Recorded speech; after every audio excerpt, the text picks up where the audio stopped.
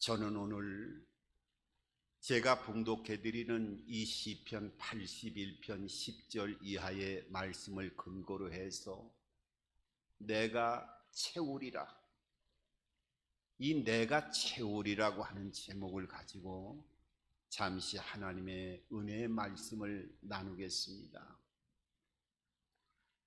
1970년도 말 정도 되어졌을 겁니다. 미국의 그 유명한 예일 대학교에 한 교수가 그렇게 이야기를 했지요. 우리 인간을 지금까지 우리가 살아가는 똑같은 인간을 만든다고 하면 과연 얼마만큼의 돈이 들 수 있을까라고 하는 것을 아주 여러 가지 표현을 통해서 그 인간에 대한 사람을 만들 수 있을 때 들어가는 비용이 얼마나 들어갈까 하는 것을 이것저것 해서 여러 가지를 표현해서 그 가치를 표현해서 그 가격을 얘기했는데, 그분 얘기로는 사람 한 사람을 심장을 만들고 위장을 만들고 단순하게 어떤 것을 기관을 만드는 것뿐만 아니라 사람이 생명체를 통해서 움직여지고 모든 것들을 부족함이 없도록 똑같이 살아있는 우리의 삶의 현장에서 누구나 볼 수 있는 이 인간의 모습을 그대로 재현해 나갈 수 있다고 하면 그 사람 한 사람을 만드는데 6천조 정도의 돈이 든다고 하는 것을 말했어요. 6천조. 여러분, 6천조라고 하면 이게 상상이 얼마 되질 않지요. 우리나라 2026년도에 국가의 예산이 얼마가 들었느냐 하면 728조가 책정이 되어서 우리 대한민국의 한 해 동안의 모든 나라의 국민들이 살림살이하는 그 비용이 728조 원이래요. 그러면 한 사람을 만드는데 6천조 원이 든다고 하면 이게 얼마 몇 배가 되겠어요? 한 8배 이상 들어가는 금액이 돼야 인간 하나를 온전하게 만들 수 있다는 거예요. 물론 여러 가지 한번 생각을 해보게 되어집니다. 그분 얘기로 생각한다고 하면 우리가 자녀 하나를 생산할 때마다 6천조의 돈을 만들어내는 거예요. 어마어마한 거지요.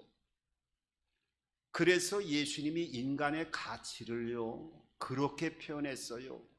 이 6천조보다 아마 돈이 더 들어갈 수 있을 것 같으니까 예수님이 한마디로 인간의 그 가치를 정리해 주셨는데, 그 가치를 어떻게 정리했어요? 한 영혼이 천하보다 귀하다, 이렇게 딱 한마디로 정리를 해 주셨어요. 아니, 이 우주 만물보다 천하보다 한 영혼이 더 귀하다는 거예요. 여러분, 이것을 어떻게 생각하십니까? 왜 천하보다 귀하게 여긴다고 그 인간의 가치를 한마디로 정의하셨을까요? 그것은 우리 인간을 창조할 때 하나님의 형상대로 만드셨기 때문입니다. 그러니까 온 우주 만물의 수많은 동물들, 생명체들은 하나님이 창조의 역사를 볼 때 말씀으로 창조하셨는데, 우리 인간만큼은 만들 때 말씀으로 창조한 것이 아니라 친히 하나님께서 육체를 흙으로 빚으시고 그 흙 속에 하나님의 생기를 불어넣어 주시니 생영이 되었다고 말씀하고 있어요. 그러니까 흙 속에다가 하나님의 형상, 이 숨결을 불어넣어 주시니까 사람이 움직이는 생명체가 되어졌다는 거예요. 그러니까 우리 인간은 단순하게 만들어진 것이 아니라 온 우주 만물을 창조하신 하나님이 눈에 보이지 않지만은 그 생명의 기운이 우리 인간의 창조에 같이 함께 만들어졌다고 하는 것을 말씀하고 있어요. 그러니까 하나님은요, 천하보다 우리 한 영혼이 귀한데, 그러면 천하보다 귀한 인간을 하나님의 형상대로 만드셨는데 그 만드시기만 하고 그냥 내버려 두셨을까요? 아니라는 겁니다. 우리가 어머니가 자녀를 낳을 때 기껏 10개월 동안 태중에 있다가 아이를 낳게 되면 이제 내가 내 역할 끝냈다라고 하면서 태어난 아이를 이제부터는 네가 알아서 스스로 자라나라 이렇게 내버려 두는 부모는 아마 이 세상에 아무도 없을 거라는 생각을 해보게 되어집니다. 그렇잖아요. 태어났을 때부터 더 양육하는 시간이 그 부모의 진액을 빼면서 모든 것들을 갖다가 집중해서 아이를 키우고 양육하기 위해서 태어난 날부터 더 각고의 노력을 기울이고 자녀를 위해서 헌신하고 모든 것들을 이 부모가 책임지는 모습을 보게 되어집니다. 하나님은요, 우리 인간을 하나님의 형상대로 만드신 이후에 그냥 내버려 둔 것이 아니라 어떻게 하든 이 창조된 인간이 아름다운 삶을 살아가고 복된 생애를 살아갈 수 있도록 하나님이 제일 먼저 행하신 것이 무엇인 줄 아세요? 우리 인간에게 복을 주시면서 모든 것들을 시작할 수 있도록 하나님의 축복이 먼저 인간에게 부어졌다고 하는 것을 성경은 보여주고 있는데, 창세기 1장 28절 이하에도 하나님이 그 사람을 창조하신 이후에 복을 주시고, 그리고 나서 인간에게 무엇을 맡기셨냐 하면 생육하고 번성하고 땅에 충만하고 모든 것들을 정복하고 다스려 나갈 수 있는 인간과 하나님이 합작으로 이 온 우주를 다스려 나가고 관리할 수 있도록 그 관리자로서 임명하시기 전에 제일 먼저 복을 먼저 부어주셨다는 거예요. 그리고 나서 창세기 12장에도 보게 되어지면 하나님의 이스라엘 민족에 태동시키는 아브라함이라고 하는 사람을 하나님이 제일 먼저 선택하실 때에도 그 아브라함에게 어떻게 해요? 제일 먼저 내게 복을 주어 내 이름을 창대케 하고 너를 내가 복의 근원으로 삼아주마 하면서 그 복을 주시고 복을 선포하면서 아브라함을 택해서 그 민족의 역사에 약속의 문을 열어가는 하나님의 인도하심을 보게 되어지는 거예요. 그러니까 하나님은 우리 인간에게 태어나게 만들게 나서 마치 부모가 해산한 이후에 내버려 두는 것이 아니라 아이의 출생부터 양육하는 데 혼신의 힘을 더 좋은 것으로 키우고 가르치기 위해서, 양육하기 위해서 여러 가지 최고의 좋은 모습으로 할 수 있는 모든 방법을 동원해서 자녀를 양육하고 가르쳐 나가는 것처럼 하나님이 형상대로 만드셨기 때문에 복을 주시고 그리고 그의 모든 일생을 책임져 주신다는 거예요.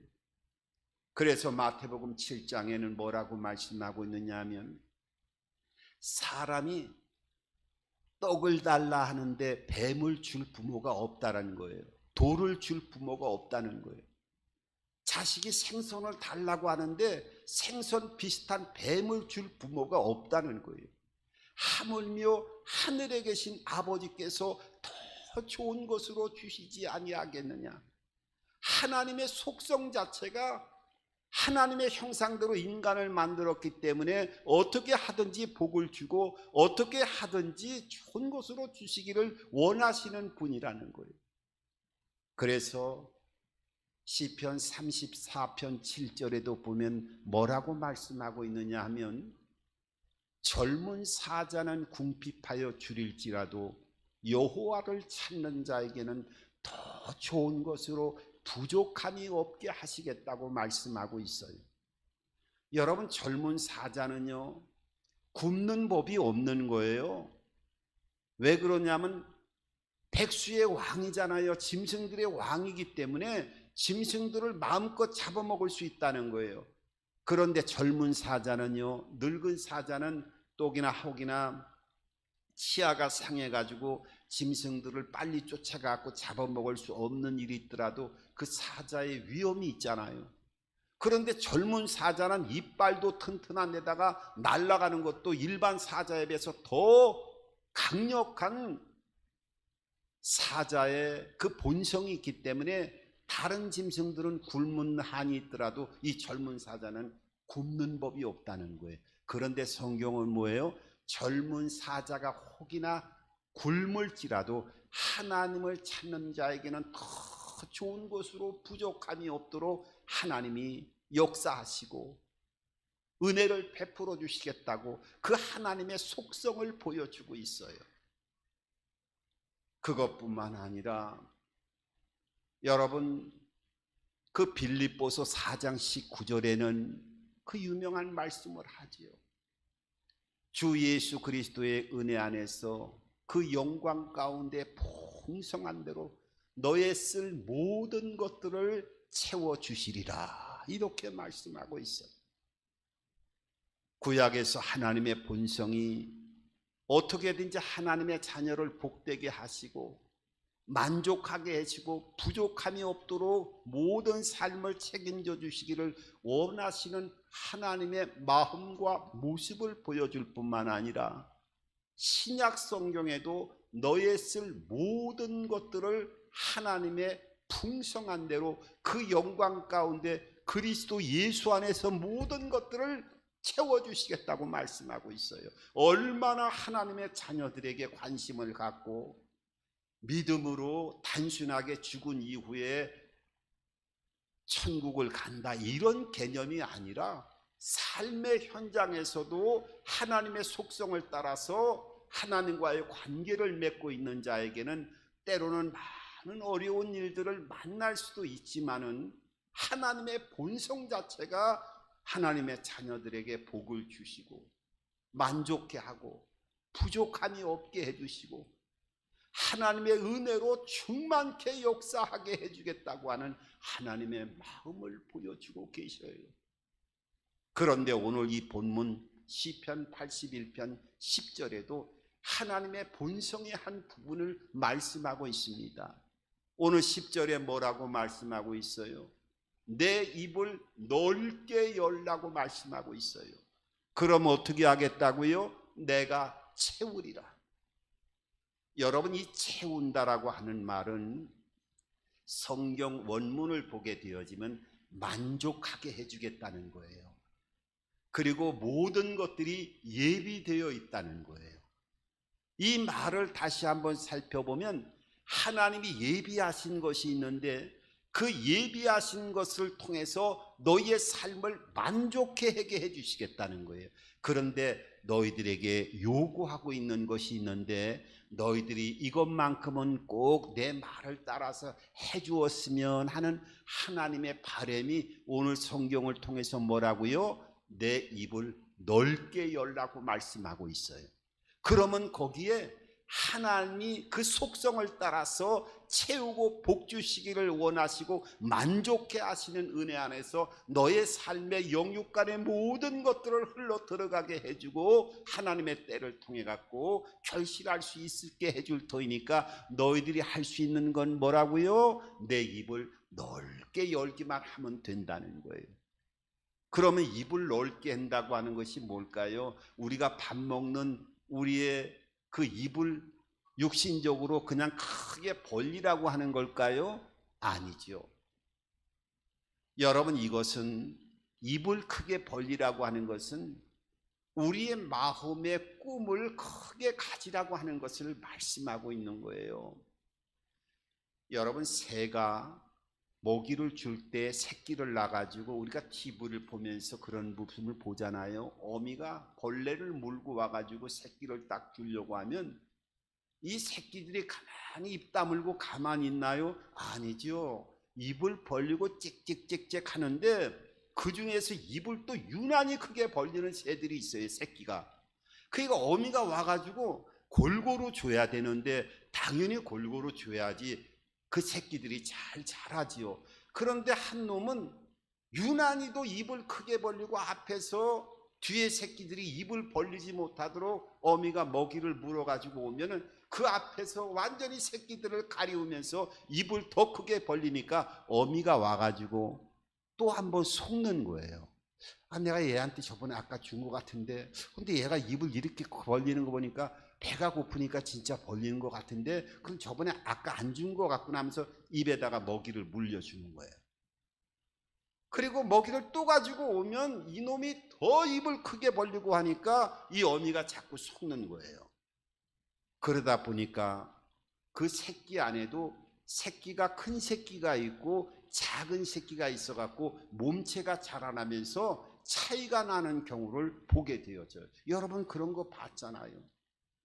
육신의 새도, 먹이를 갖다 주는 새도 말이죠, 입을 크게 벌리면 속아서라도 먹이를 더 주는 모습을 보게 되어져요. 근데 하나님은요, 마음에 꿈을 크게 갖는 자에게 그 꿈을 통해서 모든 하나님의 축복과 부족함이 없도록 하는 것들이 흘러 들어가게 해주겠다고 하는 것을 약속하고 있어요. 마치 여러분 달걀을 보면은 무정란이 있고 유정란이 있어요. 무정란과 유정란은 겉으로 볼 땐 절대로 알 수가 없습니다. 그런데 무정란과 유정란의 차이는 일정한 시간이 딱 지난 다음에 무정란은 그냥 그것이 상해버리고 마는데, 유정란에는 그 달걀이 어느 시점이 되면 그 안에서 달걀 껍질을 깨고 병아리가 탄생하는 거예요. 한쪽은 죽고 한쪽은 살아나는 거예요. 이게 바로 사람이 꿈을 가지고 있는 사람과 꿈이 없는 사람의 결과가 이렇기 때문에 하나님이 사람에게 꿈을 넓게 크게 갖는 자에게 반드시 하나님의 속성이 흘러 들어가서 생명으로 결실로 나타나게 해줄 터이니까 큰 꿈을 가지라고 말씀하고 있어요. 여러분 성경에는요, 꿈을 꾸는 자에게 하나님이 놀라운 역사를 행하시겠다고 하는 그 꿈을 집어넣는 사건들이 여러 형태로 나오게 되어지는데, 그 중에 여호수아 18장을 보면 어떤 일이 있느냐 하면, 이스라엘 백성들이 200만이 넘는 백성들이 12지파로 해가지고 이스라엘 백성들이 약속의 땅 가나안 땅으로 들어갔어요. 그런데 정복을 하고 나서 그 가나안 땅을 하나하나 다 차지를 해야 되는데 거기에는 원래 살고 있던 거민들이 있었어요. 그러니까 전쟁을 하게 되어지면 힘이 들고 많이 다치고 죽게 되어지니까 200만이 속해 있는 12지파 중에서 5지파만 땅을 차지하고 나머지 7지파는 그 가나안의 넓은 땅을 차지 못하고 땅을 차지한 5지파의 7지파가 빌붙어 갖고 거기에서 앞으로 진행을 하지 않고 있었던 거예요.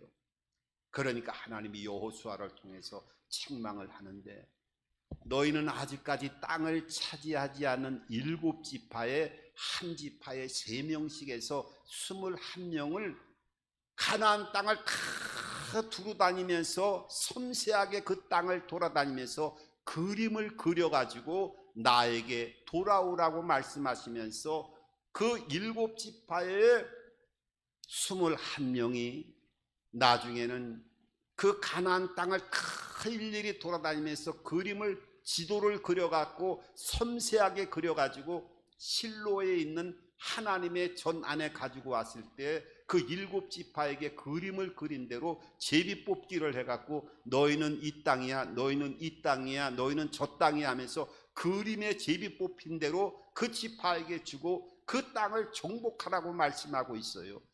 지금 정복된 상태가 아닌데 그림을 나눠주면서 하나님이 직접 그렇게 말씀하셔요. 어떻게 보면 우리가 생각할 때 좀 희한하잖아요. 그런데 그 여호수아 18장의 쭉 말씀을 보면 이후에 그 그림을 그린 대로 하나님이 제비를 뽑아준 대로 그 땅을 가서 하나하나 정복해 나가고 그 정복하는 모습이 그 이후에 계속 말씀을 통해서 보여지고 있어요.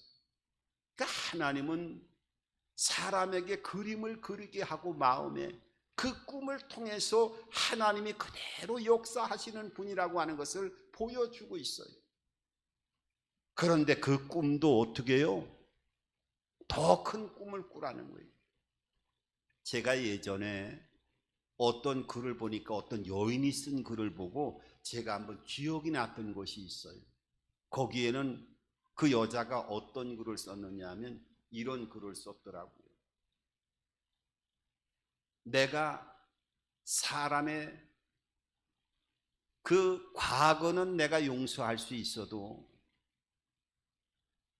미래가 없는 사람은 용서할 수가 없다라고 하는 그 글을 봤어요. 그리고 거기에 보게 되어지면 건강이 좋지 않은 사람은 내가 함께 할 수 있어도 패기가 없는 사람하고는 내가 같이 갈 수가 없다.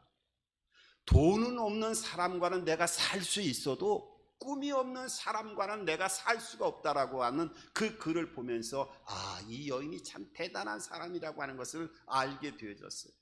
사람이 현실적으로 어려운 일이 있고 장애물이 있어도 그 생각과 마음속에 꿈이 없는 사람은 마치 생명이 없는 무정란과 같아서 발전이 없고 곧 썩어버릴 것 같은 그런 인간의 내면의 모습을 간파한 깨어있는 한 여인의 그 마음의 모습을 보여주고 있는 거였어요. 여러분, 이 꿈을 꾸더라도 좀 크게 꾸라는 거예요. 예수님이 그 큰 꿈을 보여주셨는데 나중에 부활 승천하실 때 제자들에게 뭐라고 말씀하고 있느냐 하면 내가 하늘과 땅의 모든 권세를 너희에게 주었으니 너희는 아버지와 아들과 성령의 이름으로 침례를 주고 모든 민족을 제자로 삼아서 내가 가리켜 분부한 모든 것들을 지켜 행하라. 그리하면 내가 세상 끝날까지 너희와 함께 하리라. 여러분, 부활 승천할 때 예수님이 제자들이 몇 명이었었겠어요? 10,000명이 됐겠어요? 10만 명이 됐겠어요? 그 조그만 인원수에게 하늘과 땅의 모든 권세를 주었다는 거예요. 모든 민족을 제자로 삼으라는 거예요. 하나님의 예수님의 그 꿈이 어마어마한 꿈이었죠. 근데 그 당시에 봤을 땐 그 꿈이 과연 그런 꿈이 이루어졌겠나 생각하지만 지금 한번 보세요. 이 지구상에 예수 믿고 구원받은 하나님의 자녀들이 얼마나 있는가, 그 말씀이 성취되고 있는가 아닌가를 우리들에게 가르쳐 주고 있어요. 여러분, 마음의 꿈을 꾸더라도 큰 꿈을 꾸라는 거예요.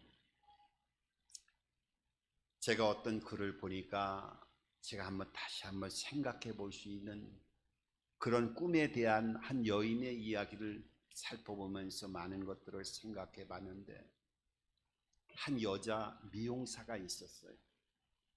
그 여자 미용사는 어느 날 꿈을 꾸게 되어집니다. 그런데 그 꿈속에 어떤 꿈을 꾸게 되어지느냐, 자기가 큰 유람선을 타고 세계 곳곳을 다니면서 복음을 전하고 있는 그런 꿈이었어요. 그 꿈을 꾸고 나니까, 꿈을 깨고 나니까 내가 어떻게 일개 미용사가 큰 유람선을 갖다가 내가 소유하고 세계 곳곳에 복음을 전할 수 있을까? 이건 있을 수가 없는 일이지만은 그 꿈을 깨고 나서 하나님 앞에 기도했어요. 하나님, 이 꿈대로 이루게 해 주시옵소서. 그리고 나가서 어느 날 이 미용사가 그 유람선의 선장을 찾아갔어요. 그리고 그 선장에게 가서 자기의 꿈 얘기를 했어요. 그랬더니 그 유람선의 선장이 그 여인의 꿈 얘기를 듣고 가만히 생각하면서 그렇게 얘기를 했습니다. 당신은 지금 가난하잖아요. 어떻게 그 꿈대로 유람선을 타고 세계를 복음을 전하면서 다닐 수가 있겠습니까? 그건 헛된 꿈입니다 하면서 이 여인에게 선장이 그렇게 얘기를 했어요. 그러면서 여인이 가려고 하니까 잠깐만요. 그러잖아도 우리 이 유람선에 그 미용사가 사람이 비어가지고 있으니까 여기 와서 미용사로서 좀 일을 좀 해주실 수 없겠습니까? 이렇게 부탁하는 거예요. 그래 좋습니다 하면서 그 유람선의 미용실에 취직을 해갖고 미용사로서 일을 하면서 복음을 좀 전하고 이랬어요. 그런데 어느 날 이 배가 침몰하게 되어지는 입장에서 몸이 병이 들어가지고 그 멀미를 하면서 아주 고통을 받고 있는 한 청년이 있었어요. 그래서 그 청년을 이 미용사가 그 몸에 여러 가지 어려움 속에서 멀미를 하고 또 몸에 병이 있어갖고 힘들어하는 이 사람을 아주 극진하게 살피면서 보호를 해줬어요. 그리고 나중에 그 배가 뉴욕에 도착을 했어요. 근데 알고 보니까 그 폭풍과 몰아치고 배가 침몰할 때 자기가 돌봐줬던 그 청년이 아주 큰 재벌이었어요. 재벌. 그래갖고 이 재벌 청년이 이 미용사 여인에게 미안한 생각이 들어가지고 내가 반내로 보석을 사줄 테니까 비싼 보석을 마음대로 고르도록 하십시오 하면서 보석상으로 데리고 왔어요.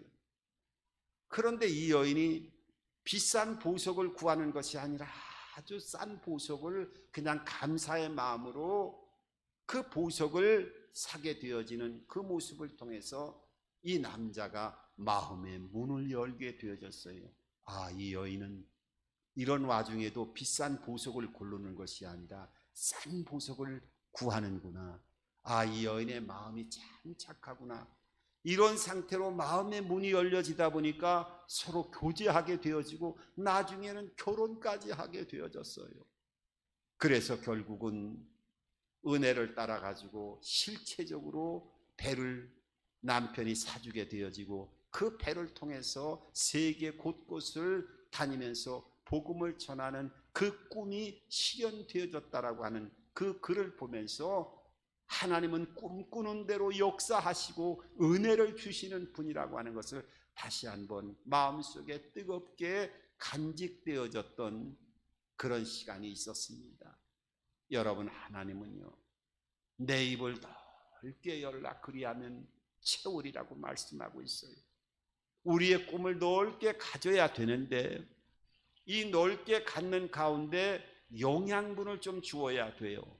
꿈만 넓게 갖는다고 해서 하나님이 모든 것들을 이 삶 가운데 다 채워주지는 않잖아요.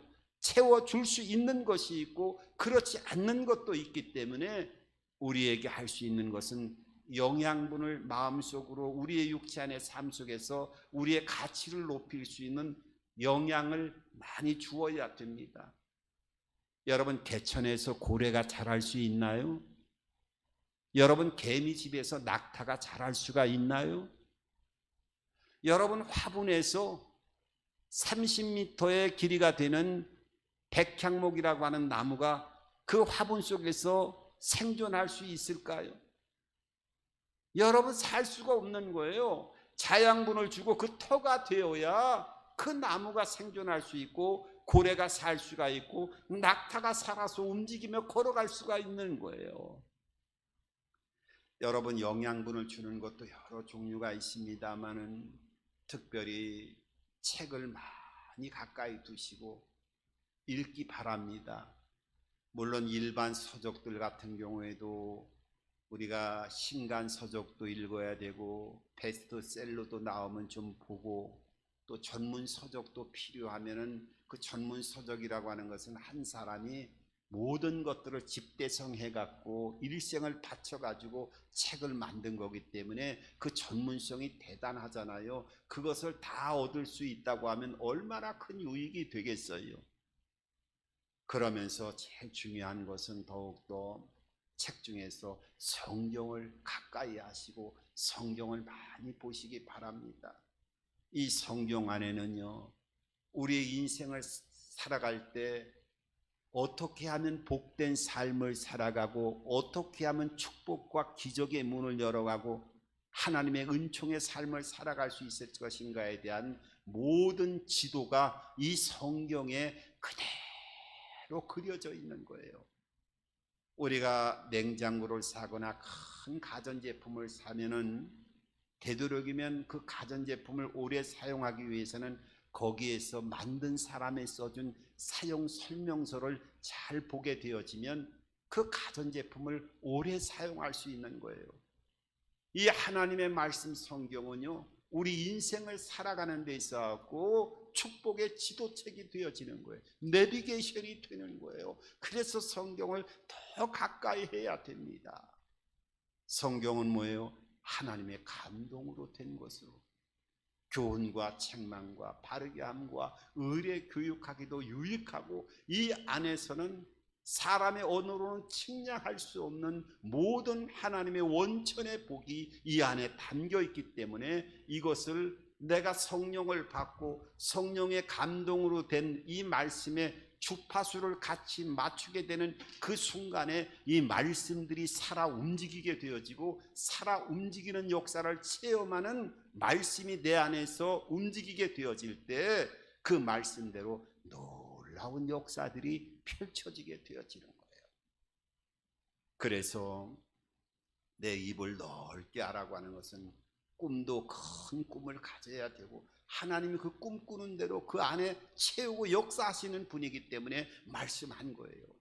그리고 이 땅에서도 우리가 성경을 통해서 또 여러 가지 영양분을 우리의 삶 가운데 이 서적들을 통해서 많은 것들을 간접적으로 집어넣게 되어지고, 특별히 우리가 이 땅을 살아가면서도 남에게 유익이 되어지는 삶을 살아가야 됩니다. 하나님의 자녀로 구원받고 내가 입을 넓게 해서 하나님이 채운다고 하더라도 나 혼자만 유익된 게 아니라 남을 유익한 삶을 통해서 남도 같이 세우고 살아나가는, 남을 유익해 하는 존재로서의 삶을 살아갈 때 하나님이 이 채우는 원리에 따라서 많은 것들을 풍성하게 해주셔요. 제가 예전에 어떤 그 글을 보니까 그런 실제적인 내용이더라고요. 어느 식당에서 그 단골 손님이 국밥을 먹는데 파리를 발견하게 된 거예요. 그러니까 국밥을 먹다가 파리를 갖다가 밖으로 끄집어내 가지고 주인이 빨리 불었어요. 아니, 국밥에 이게 파리가 빠졌으니까 위생이 이렇게 되겠습니까? 라고 얘기하니까 주인이 얼마나 당황하겠어요. 그때 직원이 딱 오더니 하는 얘기가, 그 밖으로 건져낸 파리를 갖다가 그냥 바로 입에다가 집어넣고서는 우물우물 하면서 그 손님에게 그렇게 얘기를 했어요. 아, 이게 파리가 아니라 이 콩을 잘못 보신 겁니다. 그러니까 가만히 손님이 생각하는데, 아, 파리면 저렇게 직원이 집어먹을 수가 없고 콩인 것을 내가 잘못 보았구나, 이러면서 오히려 손님이 사과를 했어요. 손님이 음식을 맛있게 먹고 나중에 간 다음에 주인이 그 사람을 불렀어요. 당신은 참 이 직장에, 이 식당에 필요한 사람입니다. 내가 지금부터 당신에게 다음 달부터 월급을 100 이상 반을 올려줄 테니까 그렇게 하십시오 하면서, 나중에 이 주인이 미국으로 이민을 가게 되어졌는데 이 식당이 잘 돼서 더 비싼 가격으로 팔 수가 있는데도 불구하고 그 파리를 집어서 콩처럼 먹었던 직업관에 아주 투철하게 그 식당을 살린 그 사람에게 뭐라고 얘기했냐면, 당신만큼 이렇게 투철하게 직업관을 가지고 일하는 사람을 내 평생에 보지 못했습니다. 내가 이민을 가는데 이 식당도 그냥 아주 낮은 가격으로, 그것도 당신이 지금 돈이 없는 걸 알기 때문에 돈을 버는 대로 분할해 갖고 저에게 그냥 주시면 됩니다 라고 하면서 이민 가면서 그 좋은 식당을, 그 높은 가격에 팔 수 있는 그 식당을 그 사람에게 주고 이민을 갔다는 거예요. 물론 거기에는 손님이 그 파리를 속아 가지고 먹었던 그런 어떤 한쪽을 잘못하고 한쪽을 미워하자는 얘기가 아니고, 우리가 삶을 살아가다 보면 유익이 돼야 돼요. 남을 높여주고 세워주고, 그럴 때 하나님이 높여주시고 그 꿈을 더 크게 사용하시고 채우시고 은혜를 베풀어 주시는 거예요.